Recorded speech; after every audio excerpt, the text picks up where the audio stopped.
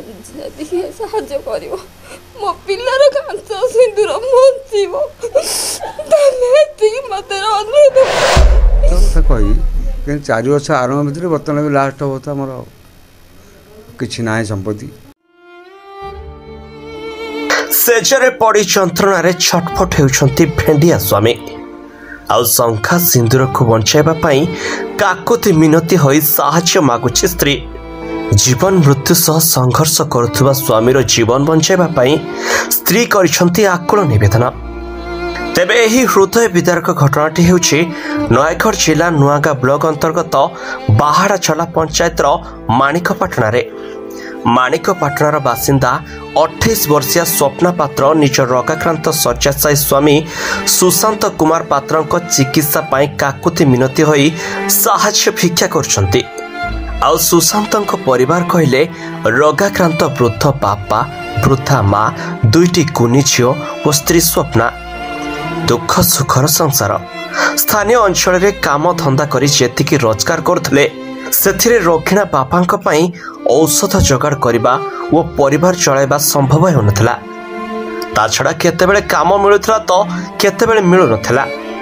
ତେଣୁ ଶେଷରେ ବାଧ୍ୟ ହୋଇ ପରିବାର ପ୍ରତିପୋଷଣ ପାଇଁ ସୁଶାନ୍ତ ସୁରଟର ଏକ ସୂତା କଳରେ କାମ କରିବାକୁ ଯାଇଥିଲେ।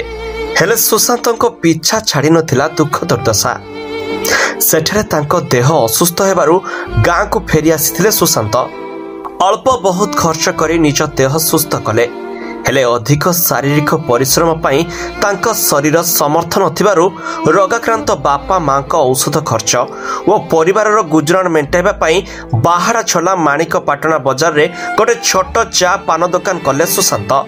ସେଥିରୁ ଯାହା ଯେମିତି ଦୁଃଖେ ସୁଖେ ଚଳି ଯାଉଥିଲା ପରିବାର। ହେଲେ କଥାରେ ଅଛି ପରା, ଦୈବ ଦୌଡ଼ି ମଣିଷ ଗାଇ ଜେଣିକି ଟାଣଇ ସେଣିକି ଯାଇ। ତେବେ କିଛି ମାସ ତଳେ ସୁଶାନ୍ତଙ୍କ ଶରୀର ପୁଣି ଅସୁସ୍ଥ ହେବାକୁ ଲାଗିଲା। ଝାଡ଼ା ଓ ପରିସ୍ରାରେ ରକ୍ତ ପଡ଼ିବାରୁ ସାହି ବାସିନ୍ଦାଙ୍କ ସହଯୋଗରେ ସ୍ତ୍ରୀ ସ୍ୱପ୍ନା ସ୍ୱାମୀ ସୁଶାନ୍ତଙ୍କୁ କଟକ ବଡ଼ ଡାକ୍ତରଖାନାରେ ଭର୍ତ୍ତି କରିଥିଲେ। ଆଉ ସେଠାରୁ ସ୍ୱାସ୍ଥ୍ୟ ଅବସ୍ଥା ଅଧିକ ଖରାପ ହେବାରୁ ଭୁବନେଶ୍ୱରର ଏକ ଘରୋଇ ଡାକ୍ତରଖାନାରେ ଚିକିତ୍ସା ପାଇଁ ଭର୍ତ୍ତି କରିଥିଲେ। ସରକାରଙ୍କର ବିଜୁ ସ୍ୱାସ୍ଥ୍ୟ ବୀମା କାର୍ଡ ସାହାଯ୍ୟରେ ସୁଶାନ୍ତଙ୍କର ଚିକିତ୍ସା ଦୀର୍ଘ ଦିନ ଧରି ଚାଲିଥିବା ବେଳେ ବିଜୁ ସ୍ୱାସ୍ଥ୍ୟ ବୀମା କାର୍ଡରେ ଥିବା ସମସ୍ତ ଅର୍ଥ ସରିଯାଇଥିଲା। ଆଉ ଚିକିତ୍ସା କରୁଥିବା ଡାକ୍ତରଖାନା କର୍ତ୍ତୃପକ୍ଷ ଚିକିତ୍ସା ଖର୍ଚ୍ଚ ପାଇଁ ଅଡ଼ି ବସିଥିବା ବେଳେ ଅସହାୟ ସୁଶାନ୍ତଙ୍କ ପରିବାର ପାଖରେ ଅର୍ଥ ନଥିବାରୁ ଅଧା ଚିକିତ୍ସିତ ଅବସ୍ଥାରେ ସୁଶାନ୍ତଙ୍କୁ ସେଠୁ ତଡ଼ି ଦେଇଥିଲେ। ତେବେ ପାଖରେ ଟଙ୍କାଟିଏ ନଥିବାରୁ କୌଣସି ଉପାୟ ନ ପାଇ ସ୍ୱପ୍ନା ସ୍ୱାମୀଙ୍କୁ ଧରି ଘରକୁ ଫେରି ଆସିଥିଲେ। ଅର୍ଥ ଅଭାବରୁ ଉତ୍ତମ ଚିକିତ୍ସା ସୁବିଧା ନ ପାଇ ଘରେ ପଡ଼ି ରହି ଜୀବନ ମୃତ୍ୟୁ ସହ ସଂଘର୍ଷ କରୁଛନ୍ତି ସୁଶାନ୍ତ। ଆଉ ଏବେ କିଛି ଦିନ ତଳେ ପୁଣି ସୁଶାନ୍ତଙ୍କ ଦେହ ଅଧିକ ଖରାପ ହେବାରୁ ପାଖ ପଡ଼ୋଶୀ, ବନ୍ଧୁବାନ୍ଧବ ଓ ଗ୍ରାମବାସୀଙ୍କ ସହଯୋଗରେ ପୁଣି ସୁଶାନ୍ତଙ୍କୁ ଭୁବନେଶ୍ୱର ସ୍ଥିତ ଏକ ଘରୋଇ ହସ୍ପିଟାଲରେ ଭର୍ତ୍ତି କରିଥିଲେ। ତେବେ ସଂଗୃହୀତ ଅର୍ଥ ସରିଯିବାରୁ ଘରକୁ ଫେରି ଔଷଧ ଓ ଚିକିତ୍ସା ଅଭାବରୁ ସୁଶାନ୍ତ ପଡ଼ି ରହି ମୃତ୍ୟୁ ସହ ସଂଘର୍ଷ କରୁଛନ୍ତି। ଘରର ଏକମାତ୍ର ରୋଜଗାରିଆ ଲୋକର ଏଭଳି ଅବସ୍ଥା ଦେଖି ଭାଙ୍ଗି ପଡ଼ିଛି ପୁରା ପରିବାର। ଆଉ ପରିବାର ଲୋକଙ୍କ କହିବା ଅନୁଯାୟୀ ସୁଶାନ୍ତ ଚିକିତ୍ସା ଓ ଅପରେସନ ପାଇଁ ପ୍ରାୟ 5 ଲକ୍ଷ ଟଙ୍କା ଲାଗିବ।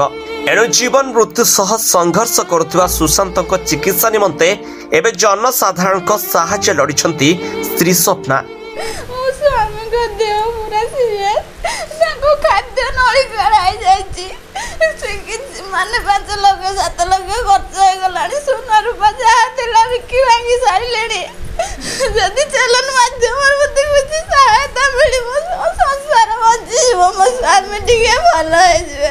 ସେଥିପାଇଁ ସମସ୍ତଙ୍କୁ ଅନୁରୋଧ, ମୋତେ କିଛି କିଛି ସାହାଯ୍ୟ କରନ୍ତୁ, ମୋ ସ୍ୱାମୀ ଭଲ ହେଇଯିବେ। ମୋର ଛୋଟ ଛୋଟ 2ଟା ଝିଅ। ତ କଥା କହିବି କିନ୍ତୁ 4 ବର୍ଷ ଆରମ୍ଭ ଭିତରେ ବର୍ତ୍ତମାନ ବି ଲାଷ୍ଟ ହେବ ତ ଆମର କିଛି ନାହିଁ ସମ୍ପତ୍ତି। ସବୁ ଉଡ଼ି ବାଡ଼ି ଗଲାଣି। ସେ ପିଲାବେଳେ ମୋର ଗୋଟିଏ ବୋଲି ପୁଅ। ଆମେ ଏଇଭଳିଆ ଅବସ୍ଥାରେ ସୁନା ରୂପା ଚାଳନ୍ତି ସମ୍ପତ୍ତି ଆଉ କିଛି ନାହିଁ, ସବୁ ଶେଷ ହେଇସାରିଲାଣି। ଆପଣମାନେ ବି ସାହାଯ୍ୟ କଲେ ମୋ ପୁଅ ମୁକ୍ତି ପାଇପାରିବ। ଯଦି କିଏ ସାହାଯ୍ୟ କରିବ ମୋ ପିଲାର କାଞ୍ଚ ସିନ୍ଦୁର ବଞ୍ଚିବ ତମେ ଏତିକି ମୋତେ ଅନୁରୋଧ କରୁଛି। ମୋ ପିଲାକୁ ଟିକେ ସାହାଯ୍ୟ କର। ମୋ ପିଲା झील दुटा धरिक बेस हईराण आम किमसी मेडिकल 3 मास होला रहीचु एवं डॉक्टर तड़ी तेलुगु पलि आसु जदि कार साहय को मिल मो पिलार कांच सिंदूर बंची जीव पैसा सरीगला पैसा नाई बेली तड़ी देले कहले कि पैसा नहीं कि आस आमे माँ झी दीटा से किए ना छोट भी सरीगला बोले सुविधा कर पैसा पत्र देखा क्या साहय मागिबू आसबू जदि हम बेले बंची जीव मो पिला को दया कर दया कर। तेरे प्रशासन यही अभावी परिवार दुख शुणु बोली स्थानीय लोक निवेदन करिसेंति। तेरे स्वप्ना फोन पे नंबर हेउछि 7327931140 एवं बैंक अकाउंट नंबर हेउछि 23450100012886 आउ IFC कोड नंबर हेउछि BARB0GUMIX। तेबे एही जरिया आर्थिक सहायता करने पाई सहृदय बदान्य व्यक्ति और अनुष्ठान मानक आकुल निवेदन करछन्ते। नयगढ़ जिलूर special bureau chief Pradeep Kumar Sahu report Khabar today.